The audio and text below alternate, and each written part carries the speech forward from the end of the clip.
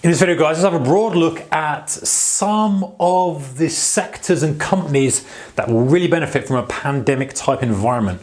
Stay tuned.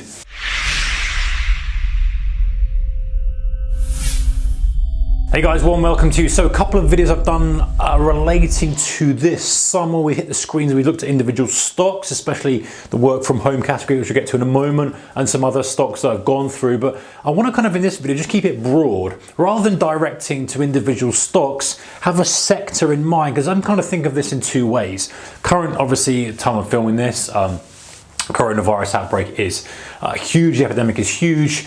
We don't know the consequences of this, where it's going to end, all that kind of stuff. So don't need to go over that. But you know, there's a couple of ways of approaching it. One is kind of have some stocks on your watch list, and I've shared those before, and I've been trading in and out of some of those as well. But also kind of sectors for longer term plays, maybe stocks that aren't specifically highlighted as kind of real beneficiaries, but maybe companies that might pivot and adjust and adapt and get more exposure to these specific sectors that could see growth in the future. So let's run through them now. And if you guys have got any, of course, please do stick them in the comment section below. We're all in this one together from a health perspective and from a kind of investment and trading perspective as well. We can all help each other with this one. All right.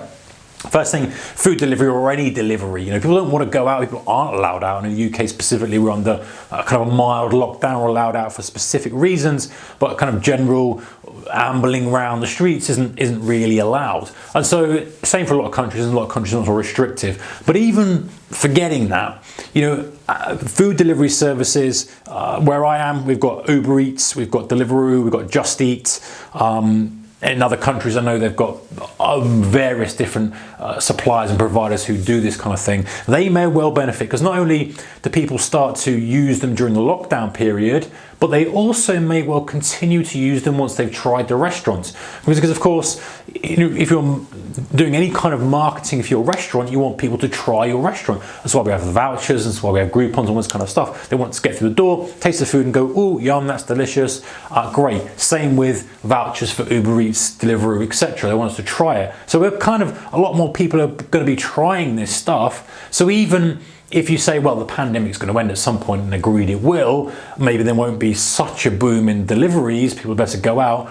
That actually means that perhaps because they've tried these services, there will be a much more higher customer base than there was before the pandemic. Yes, it will dip, but there may be a higher kind of customer base. And a lot more people might well as well for a small period after, or who knows. I can't guess for human behavior or the health system's gonna be like, but you know, afterwards people may well maybe not go out so much, maybe spend more time in if they're still a little bit concerned that there's it's not quite as safe as it was before. So food delivery services, of course, and general delivery. Anyone's delivering something to your door, you haven't got to go out and in the real world and breathe in those potential virus spores. People are more happy to sit at home and get things delivered to them. So that's something to watch anyway. Pretty obvious one, but worth talking about. Next one is kind of the emergency sector, if you like. So, you know, manufacturers of weapons. If you're in a country where you can get guns, I assume people are buying guns. Obviously in the UK, if you're not in the UK, we don't have any guns. There's no, you can get a shotgun actually. You can get a shotgun license, but a bit different. Very few people have that. You can't get a handgun or anything like that like you can obviously in certain parts of the US. So anyway, regardless of local laws, those stocks and companies are probably going to benefit from people feeling the need for protection. But there's also other things, like maybe there's kind of legalized weapons. Again, different countries have different things. You know, I've heard crazy things like in where was it? A European country, they'd sold out of crossbows. People are buying crossbows because they're worried about you know, intruders and stuff. And I get it, it's human nature to want to protect families and things, and they're worried about the worst case scenario. So watch out for that kind of thing. I'm not saying go out and buy a crossbow company. I don't think I can think of a crossbow company off the top of my head,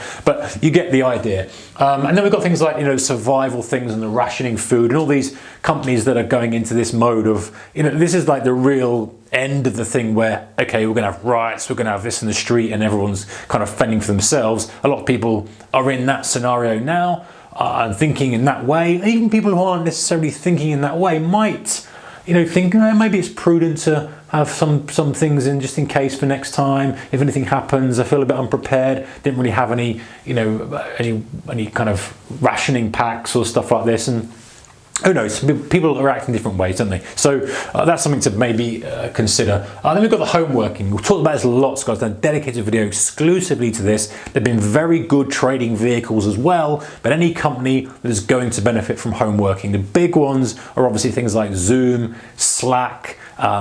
You've got some of the other ones like there's other Citrix is the one I'm trying to think of, the one of the webinar thing. You've got all these kind of different ones. There's DocuSign. I've gone through a whole list and won't need to list them now, but the point is, these are definitely ones to watch.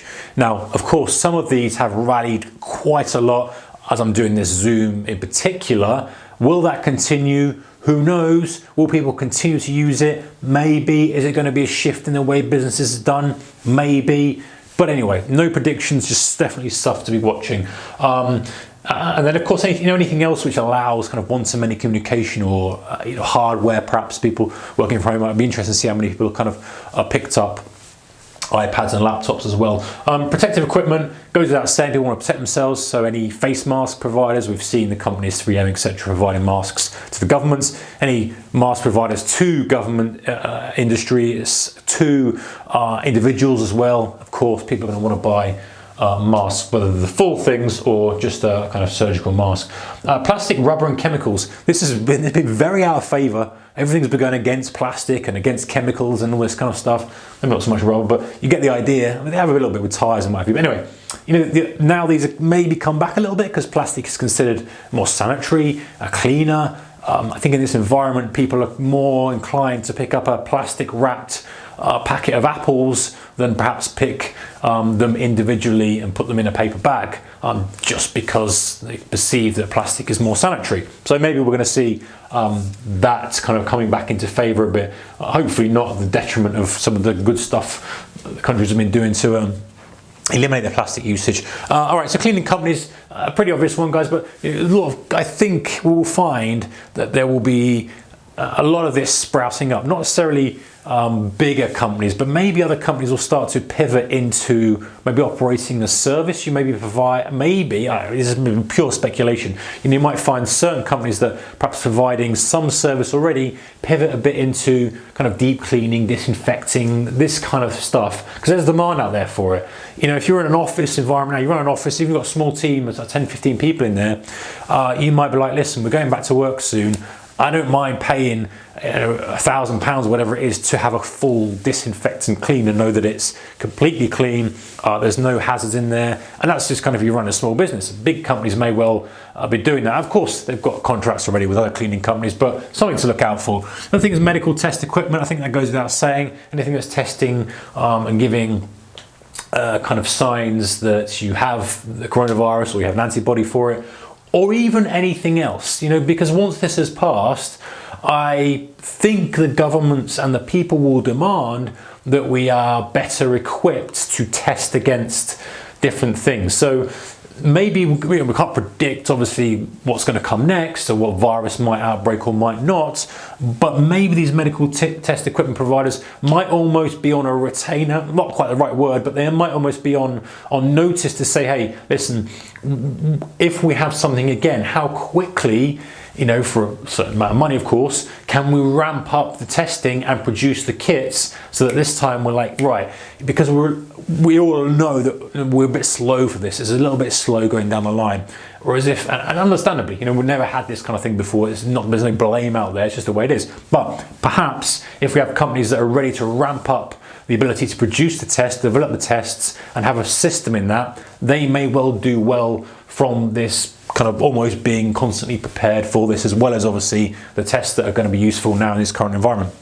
Another interesting one, vitamins and health food kind of providers or health food sectors. A lot of people are going a little bit more healthy now. We've seen spikes definitely in people buying vitamins. I mean, before this kicked off and we're allowed to go out into the shops, there's definitely lots of people being more mindful about buying multivitamins and bits and pieces like that. So maybe there's going to be a much more of a health drive, and that includes kind of gyms, any well-being, any physical well-being, mental well-being. I think that sector now, already had a boost, of course. That was really getting some traction. We'll get even more traction. I think anything to do with that, health and well-being, people are going to be like, you know what, we need to look after ourselves a little bit more. We don't want to be vulnerable to any disease that comes out. We don't know what's going to come out, and that kind of stuff. And then we've got OJ, orange juice futures at the moment. I say that because at the moment they've been up very, very aggressively.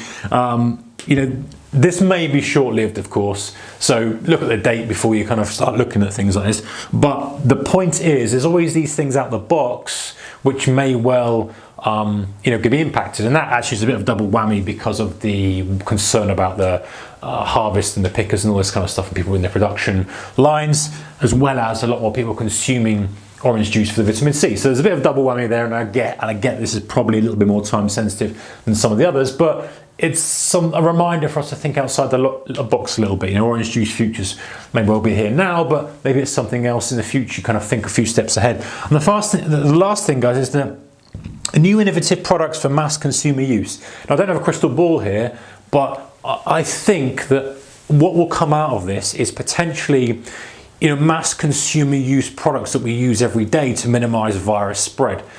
For example, maybe there's a patented cup that has you know, a lining around it that can't transmit germs or viruses if you're going to a coffee shop.